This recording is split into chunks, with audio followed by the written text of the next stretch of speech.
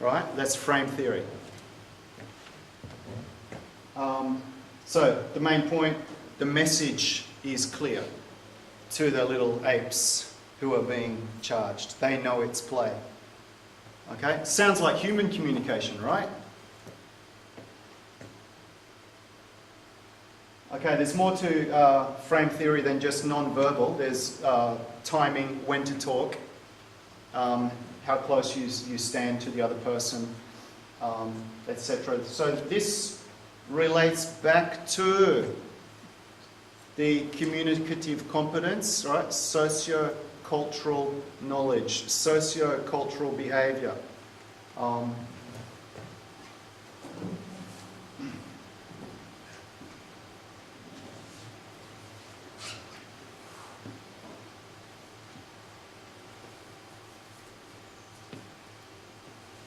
Okay, when we cross two language systems, when you are learning a new language system, because the frame is different, the frames are different between Japanese and English, there is a chance and you will be aware that you might be making a mistake. Because you sense your L1 frame, you know how to communicate in your native language, you know what is right, but you know you're in a new language system with new sociocultural rules, and you know that you might be making a mistake. This sense you have, you know that you might say something embarrassing to the other person because you've broken a social rule, or you know that you might embarrass the other person because you're using different social rules. We can call this face-threatening behaviour or face-threatening acts.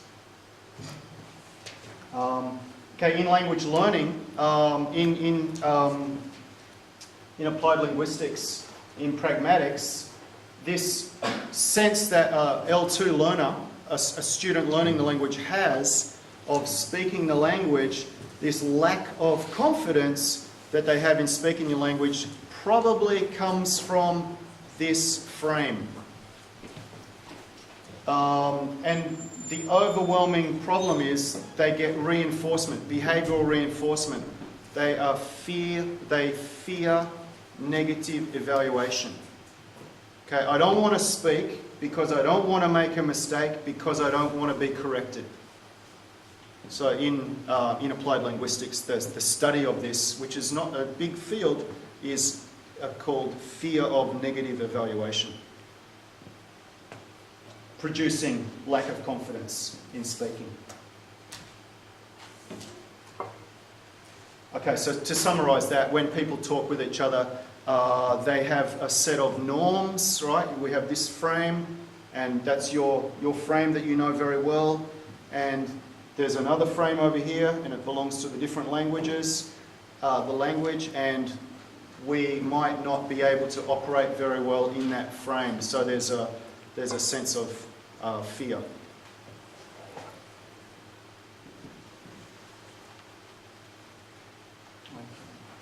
Okay, so in the classroom, we have to create a frame. That's the teacher's job, and that's the job of the students, to create a frame. Going back to what's behind the frame, we have different sociocultural systems. Okay, a lot of the Western system is based on camaraderie. Camaraderie means open, showing of openness, close proximity when you're talking, open communication, and overt friendliness, and sometimes can look like it's not sincere, not serious. That's the Western system. To the Westerner, it's a system, they know it, it's a frame, they don't think about it, they just do it. The Japanese system is the bottom one, the middle one, the top one, the deference system. Okay, it's not completely hierarchical. People in Japan really respect social distance. They really like to listen to what other people say, and they don't like to interrupt, and they don't like to contradict, and they like to get on with other people, and they don't like to be too open and too friendly like Westerners. So these different language pragmatics, or these different pragmatic systems are behind all communications, and they basically make up the frames that I'm talking about. Okay, can our students belong to two different communities?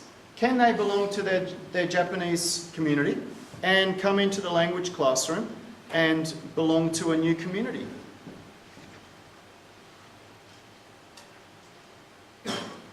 It makes me think of bilingualism, or if you've ever heard of subtractive bilingualism, where people give up a language system and they no longer want to identify with that language system.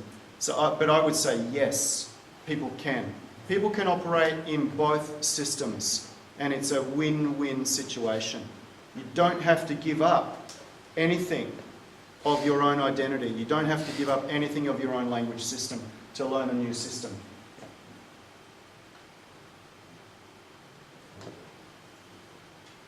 Okay, summarising that, a problem with Japanese learners is they do not like to interrupt, they do not like to negotiate meaning, they like to listen intently, and that's going back to very early in the talk where they're not using the negotiation strategy. Here's an example of not using a negotiation strategy. This is the data from the classroom, listening and taking notes on students. So speaker 1 at the opening of class says, "I have a fever." They're in a group, they're doing small talk.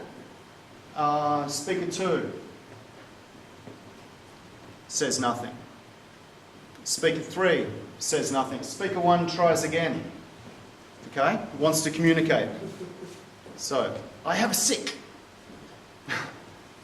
"I have a fever." And student 3 takes out a paper dictionary. So, teacher, that's me. "What word are you looking for?" to student. "Fever." So, student number 3 wants to know. Student number 3 is applying a strategy, trying to communicate, but student number 3 does not want to interrupt. And when I asked student number 3, why did you choose to use a dictionary? And of course I was assisting him in the analysis. He said it was against his sense of social rules to negotiate meaning in that situation. So he politely opened the dictionary and started looking for fever in the dictionary. Okay, so strategically he might have said, "You have a what?" And that would be on with the show. Okay, so here are, from when I started to really get into code switching, which is, as I said, it's a huge communication strategy, very important global communication strategy. I started to ask my students to give me examples of code switching. And the next 3 slides are examples. And you actually have the sheet in front of you. You can take that home. And if anybody's teaching here, I invite you to use that in your own classroom.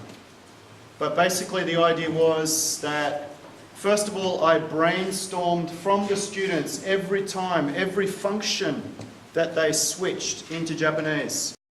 Language classroom. The goal was to make an English-speaking classroom, and the goal was to make a speech community. I told them that at the beginning of the class.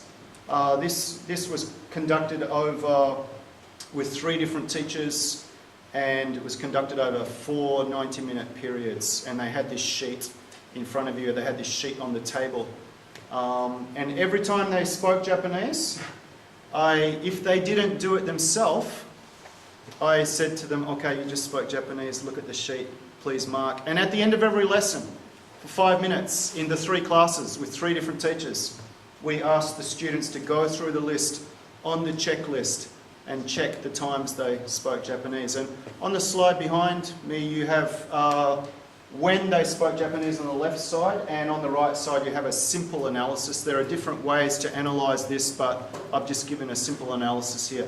So the first one is I wanted to greet my friends. Okay, phatic communication. Phatic communication means non-informational communication, just greeting.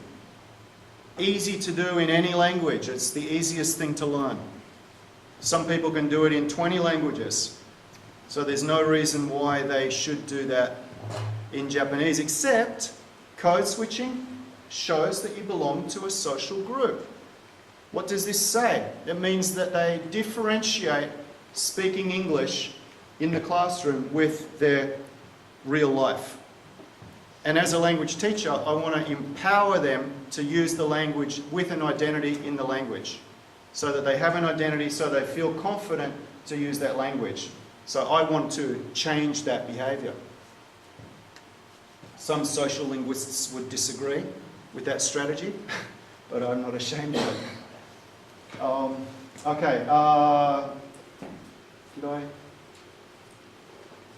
Right, another one here. Because classmates spoke to me in Japanese, that's a really big one. As back channel, that's really big. And